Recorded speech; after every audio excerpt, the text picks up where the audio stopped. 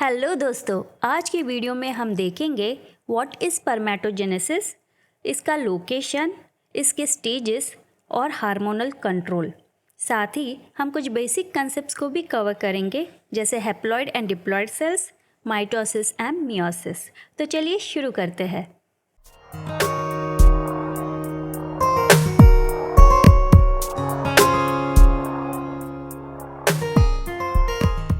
हमारे सोसाइटी में कई ऐसे मैरिड कपल्स हैं जिनके शादी को कई साल होने के बाद भी उनकी अपनी कोई संतान नहीं होती। इसके कई कारण हो सकते हैं जैसे जेनेटिक डिफेक्ट या फिर हेल्थ प्रॉब्लम। पर ऐसे केसेस में जो कॉमन कॉज देखा गया है वो है abnormal sperm production in males. Abnormal sperm production के दो कंडीशंस होते हैं, अज़ोस्पर्मिया और ओलिगोस्पर्मिया। अज़ोस्पर्मिया में स्पर्म्स प्रोड्यूस ही नहीं होते और ओलिगोस्पर्मिया में जितने स्पर्म नॉर्मली प्रोड्यूस होने चाहिए उससे कम प्रोड्यूस होते हैं। ह्यूमंस में normal sperm count 15 to 200 million sperms पर मिलीलीटर ऑफ सीमेन होता है। ओलिगोस्पर्मिया में 50 मिलियन से भी कम स्पर्म्स मेल्स में प्रोड्यूस होते हैं। इस कहानी से हमें पता चलता है कि ह्यूमंस में रिप्रोडक्शन के लिए स्पर्म प्रोडक्शन कितना ज़रूरी है। चलिए देखते हैं ह्यूमंस में स्पर्म प्रोडक्शन कहाँ और कैसे होता है। ह्यूमंस में स्पर्म प्रोडक्शन सिर्फ मेल बॉडी में होता है और वो भी प्यूबर्टी के बाद, मतलब मेल 10 to 14 ईयर्स ओल्ड होने के बाद। फीमेल्स में स्पर्म प्रोडक्शन नहीं होता, फीमेल्स में एग प्रोडक्शन होता है। इसका कारण यह है कि स्पर्म प्रोडक्शन के लिए रिक्वायर्ड टेम्परेचर और उसको लगने वाले ऑर्गन्स सिर्फ मेल बॉडी में होते हैं, फीमेल बॉडी में नहीं होते। चलिए अब देखते हैं वो ऑर्गन्स जहाँ पर स्पर्म प्रोडक्शन होता है। ह्यूमन मेल्स में दो एक्सटर्नल जेनिटल ऑर्गन्स होते हैं, एक पीनस और दूसरा scrotum. Scrotum sac like structure है जो पीनस के पीछे की ओर होता है। पेल्विक कैविटी के बाहर की तरफ होने की वजह से इसका टेम्परेचर बॉडी टेम्परेचर से 2 to 2.5 डिग्री सेल्सियस कम होता है। ह्यूमंस में normal body temperature 37 degree Celsius होता है। इसका मतलब स्क्रोटम का टेम्परेचर 34.5 to 35 डिग्री सेल्सियस होता है। ये टेम्परेचर स्पर्म प्रोडक्शन के लिए नेसेसरी है। स्क्रोटम के अंदर दो टेस्टिस होते हैं। टेस्टिस के पीछे की ओर एपिडिडाइमिस होता है। बाहर से टेस्टिस ऐसे दिखते हैं और अंदर से ऐसे। टेस्टिस के अंदर 200 to 250 कंपार्टमेंट्स होते हैं जिन्हें टेस्टिकुलर लोब्यूल्स कहा जाता है। टेस्टिकुलर लोब्यूल्स के अंदर 2 to 3 सेमिनिफेरस ट्यूब्यूल्स होते हैं और सेमिनिफेरस ट्यूब्यूल्स में ही स्पर्म प्रोडक्शन होता है। चलिए देखते हैं सेमिनिफेरस ट्यूब्यूल्स के अंदर का स्ट्रक्चर जहाँ पर स्पर्म प्रोडक्शन होता है। सेमिनिफेरस ट्यूब्यूल के आउटर वॉल को बेसमेंट मेम्ब्रेन और इनर रीजन को लूमेन कहते हैं। बेसमेंट मेम्ब्रेन के पास प्रेजेंट इम्ब्ल्यू सेल्स को स्पर्मेटोगोनिया कहते हैं। प्लूरल फॉर्म में स्पर्मेटोगोनिया और सिंगुलर फॉर्म में स्पर्मेटोगोनियम कहते हैं। स्पर्मेटोगोनिया डिप्लॉइड सेल्स है जो माइटोटिकली और मियोटिकली डिवाइड होके हैप्लॉइड स्पर्म्स फॉर्म करते हैं। स्पर्म फॉर्मेशन के इस प्रोसेस को स्पर्मेटोजेनेसिस कहते हैं। इसका मतलब स्पर्मेटोजेनेसिस को अच्छे से समझने के लिए सबसे पहले हमें हैप्लॉइड और डिप्लॉइड सेल्स, माइटोसिस और मियोसिस कंसेप्ट को अच्छे से समझना ज़रूरी है। ये डायग्राम हैप्लॉइड और डिप्लॉइड सेल के कंसेप्ट को बेस्ट वे में समझाता है। हमारे लाइफ की शुरुआत एक सिंगल सेल यानी जाइगोट से शुरू होती है और जाइगोट तब बनता है जब स्पर्म एग को फर्टिलाइज करता है। स्पर्म की खास बात यह है कि इसके न्यूक्लियस के अंदर हमारे फादर के 23 क्रोमोसोम्स होते हैं और एग की खास बात यह है कि इसके न्यूक्लियस के अंदर हमारे मदर के 23 क्रोमोसोम्स होते हैं। जब ये दोनों सेल्स मिल जाते हैं तब जाइगोट बनता है जिसके अंदर अब 23 + 23 = 46 टोटल क्रोमोसोम्स होते हैं। जब सेल में 46 क्रोमोसोम्स होते हैं तो उसे डिप्लॉइड कहते हैं और जब सेल में 23 क्रोमोसोम्स होते हैं तब उसे हैप्लॉइड सेल कहते हैं। इसका मतलब एग और स्पर्म हैप्लॉइड सेल्स है और जाइगोट डिप्लॉइड सेल है। जाइगोट फर्दर डिवाइड होता है, मल्टीप्लाई होता है, डिफ्रेंशिएट होता है और तब जाके ह्यूमन बॉडी क्रिएट होती है। ह्यूमन बॉडी के सभी सेल्स डिप्लॉइड होते हैं except the sperm and the egg cell. Diploid cells को सोमैटिक सेल्स और हैप्लॉयड सेल्स को सेक्स सेल्स या फिर गैमेट्स भी कहा जाता है। इस डायग्राम में मैंने डिप्लॉयड सेल में प्रेजेंट 46 क्रोमोसोम्स और हैप्लॉयड सेल में प्रेजेंट 23 क्रोमोसोम्स को दिखाया है। डिप्लॉयड सेल में प्रेजेंट 46 क्रोमोसोम्स 23 के पेयर में होते हैं और इसीलिए इन्हें 2n लेटर से रिप्रेजेंट किया जाता है। इन पेयर्स को होमोलॉगस पेयर्स कहते हैं। इस होमोलॉगस पेयर का एक क्रोमोसोम मैटरनल यानी मदर से और दूसरा क्रोमोसोम पैटर्नल यानी फादर से मिला हुआ है। एक होमोलॉगस पेयर में प्रेजेंट दोनों क्रोमोसोम्स सेम कैरेक्टरिस्टिक्स के लिए होते हैं। फॉर एग्जांपल, अगर इस पेयर में प्रेजेंट ये एक क्रोमोसोम ब्लड ग्रुप के लिए है तो दूसरा क्रोमोसोम भी ब्लड ग्रुप के लिए ही होता है। फादर से क्योंकि हमें सिर्फ 23 क्रोमोसोम्स चाहिए, इसीलिए इन 23 पेयर्स में से हर पेयर का एक एक क्रोमोसोम मिला के टोटल 23 क्रोमोसोम्स का स्पर्म प्रोड्यूस किया जाता है। याद रखिए कि हम यहाँ पर सिर्फ ह्यूमन सेल में प्रेजेंट क्रोमोसोम्स के बारे में बात कर रहे हैं, पर बाकी प्लांट और एनिमल स्पीशीज़ में ये नंबर ऑफ क्रोमोसोम्स डिफर करता है। हमारे बॉडी के सेल ग्रोथ, रिपेयर या रिप्रोडक्शन के लिए डिवाइड होते हैं और ये सेल डिवीजन 2 प्रोसेस से होता है, एक माइटोसिस और दूसरा मियोसिस। चलिए सबसे पहले देखते हैं सेल डिवीजन बाय माइटोसिस। हमारे बॉडी के लगभग सभी डिप्लॉयड सेल्स माइटोसिस से डिवाइड होते हैं। जो सेल डिवाइड होता है उसे मदर सेल कहते हैं। इस मदर सेल में प्रेजेंट 2 होमोलॉगस क्रोमोसोम्स 46 क्रोमोसोम्स को रिप्रेजेंट कर रहे हैं। माइटोसिस से पहले मदर सेल के न्यूक्लियस में प्रेजेंट 46 क्रोमोसोम्स को डुप्लीकेट किया जाता है। इस प्रोसेस को डीएनए रेप्लिकेशन कहते हैं। डीएनए रेप्लिकेशन में क्रोमोसोम की क्वांटिटी डबल हो जाती है, पर नंबर ऑफ क्रोमोसोम्स कांस्टेंट रहता है and that is 46। Replicated chromosomes में इन 2 डुप्लीकेट स्ट्रैंड्स को सिस्टर क्रोमैटिड कहते हैं। माइटोसिस में जब एक मदर सेल 2 डॉटर सेल्स में डिवाइड होता है, तब ये सिस्टर क्रोमैटिड्स अलग होके दोनों डॉटर सेल्स में इक्वली बट जाते हैं। एज अ रिजल्ट दोनों डॉटर सेल्स को आइडेंटिकल 46 क्रोमोसोम्स मिलते हैं।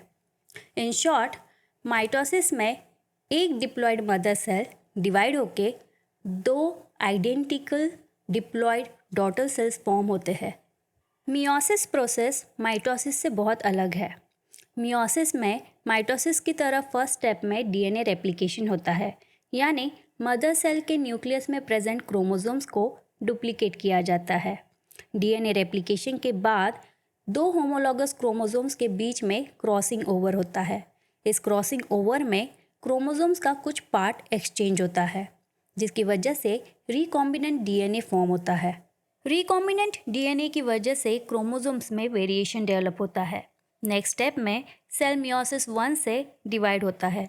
मियोसिस 1 को रिडक्शन डिवीजन भी कहते हैं, क्योंकि इस सेल डिवीजन में एक डिप्लॉयड सेल डिवाइड होके 2 हैप्लॉयड सेल्स फॉर्म होते हैं। इन दोनों हैप्लॉयड सेल्स में 23 क्रोमोसोम्स होते हैं इंस्टेड ऑफ 46। इस स्टेप में सिस्टर क्रोमैटिड्स सेपरेट नहीं होते, बल्कि होमोलॉगस पेयर्स सेपरेट होते हैं। As a result 2 daughter cells को होमोलॉगस पेयर का एक एक क्रोमोसोम मिलता है। मियोसिस 1 के बाद अगला स्टेप है मियोसिस 2, जिसमें दोनों हैप्लॉयड सेल्स दोबारा डिवाइड होते हैं। इस डिवीजन में हैप्लॉयड सेल्स में प्रेजेंट सिस्टर क्रोमैटिड्स अलग हो जाते हैं और 4 हैप्लॉयड सेल्स फॉर्म होते हैं। इन चारों सेल्स के क्रोमोसोम्स एक दूसरे से अलग है और इसीलिए इन्हें genetically distinct haploid daughter cells कहा जाता है। इन शॉर्ट, मियोसिस प्रोसेस में एक डिप्लॉयड सेल 2 बार डिवाइड होके 4 हैप्लॉयड सेल्स फॉर्म करता है, जो जेनेटिकली डिस्टिंक्ट होते हैं। सारे बेसिक कंसेप्ट्स क्लियर करने के बाद बढ़ते हैं हमारे मेन टॉपिक की ओर, दैट इज स्पर्मेटोजेनेसिस, जिस प्रोसेस में टेस्टिस के सेमिनिफेरस ट्यूब्यूल्स के अंदर प्रेजेंट डिप्लॉयड स्पर्मेटोगोनिया सेल्स से हैप्लॉयड स्पर्म सेल्स फॉर्म होते हैं। उस प्रोसेस को कहते हैं स्पर्मेटोजेनेसिस। स्पर्मेटोगोनिया से स्पर्म तक का ये सफ़र 3 स्टेजेस में पार होता है। पहला स्पर्मेटोसाइटोजेनेसिस, दूसरा स्पर्मेटिडोजेनेसिस और तीसरा स्पर्मियोजेनेसिस। स्पर्मेटोजेनेसिस के इस पूरे प्रोसेस को कंप्लीट होने के लिए 74 डेज लगते हैं। एक एडल्ट ह्यूमन मेल में एक दिन में 200 to 300 मिलियन स्पर्म्स बनते हैं। चलिए अब देखते हैं स्पर्मेटोजेनेसिस का सबसे पहला स्टेज स्पर्मेटोसाइटोजेनेसिस। स्पर्मेटोसाइटोजेनेसिस दो वर्ड से बना है, स्पर्मेटोसाइट और जेनेसिस। जेनेसिस का मतलब होता है प्रोसेस ऑफ फॉर्मेशन, तो स्पर्मेटोसाइटोजेनेसिस का मतलब हो जाता है जेनेसिस ऑफ स्पर्मेटोसाइट, यानी process of formation of spermatocyte. In simple words, spermatocytogenesis में स्पर्मेटोगोनिया से प्राइमरी और सेकेंडरी स्पर्मेटोसाइट बनाया जाता है। सेमिनिफेरस ट्यूब्यूल के बेसमेंट मेम्ब्रेन के अंदर की तरफ प्रेजेंट पहले सेल के लेयर को स्पर्मेटोगोनिया कहते हैं। स्पर्मेटोगोनिया सेल्स 3 टाइप के होते हैं, एडी टाइप, एपी टाइप और बी टाइप। एडी में डी का मतलब है डार्क न्यूक्लियाई और एपी में पी का मतलब है pale nuclei. Type AD spermatogonia diploid cells है जो माइटोटिकली डिवाइड होके 2 डिप्लॉयड डॉटर सेल्स फॉर्म करता है। इन डॉटर सेल्स को एडी और एपी स्पर्मेटोगोनिया कहते हैं। टाइप एडी स्पर्मेटोगोनिया दोबारा माइटोटिकली डिवाइड होके टाइप एडी और एपी स्पर्मेटोगोनिया फॉर्म करता है। Type Ap spermatogonia diploid cell है जो फर्दर माइटोसिस से डिवाइड होके 2 डिप्लॉयड टाइप पी स्पर्मेटोगोनिया फॉर्म करता है। Type B spermatogonia further grow होके प्राइमरी स्पर्मेटोसाइट बनता है। प्राइमरी स्पर्मेटोसाइट डिप्लॉयड सेल है जो मियोसिस 1 से डिवाइड होता है, और जैसा हमने पहले देखा, जब डिप्लॉयड सेल मियोसिस 1 से डिवाइड होता है तब 2 हैप्लॉयड डॉटर सेल्स फॉर्म होते हैं। इन डॉटर सेल्स को सेकेंडरी स्पर्मेटोसाइट कहते हैं। स्पर्मेटोसाइटोजेनेसिस के बाद अगला स्टेज है स्पर्मेटिडोजेनेसिस। स्पर्मेटिडोजेनेसिस भी 2 वर्ड से बना है, स्पर्मेटिड और जेनेसिस। और स्पर्मेटिडोजेनेसिस का मतलब है जेनेसिस ऑफ स्पर्मेटिड्स, यानी process of formation of spermatids. इस स्टेज में सेकेंडरी स्पर्मेटोसाइट्स फर्दर मियोसिस 2 से डिवाइड होते हैं और 4 हैप्लॉयड स्पर्मेटिड्स फॉर्म होते हैं। स्पर्मेटिडोजेनेसिस के बाद नेक्स्ट स्टेज है स्पर्मियोजेनेसिस। स्पर्मियोजेनेसिस भी 2 वर्ड से बना है, स्पर्म प्लस जेनेसिस। स्पर्मियोजेनेसिस का मतलब है जेनेसिस ऑफ स्पर्म, यानी process of formation of sperm. इस स्टेज में स्पर्मेटिड से स्पर्म डेवलप होता है। स्पर्मेटिड हैप्लॉयड सर्कुलर सेल है जिसके अंदर न्यूक्लियस, गोल्जी एपैरेटस, सेंट्रियोल और माइटोकॉन्ड्रिया होता है।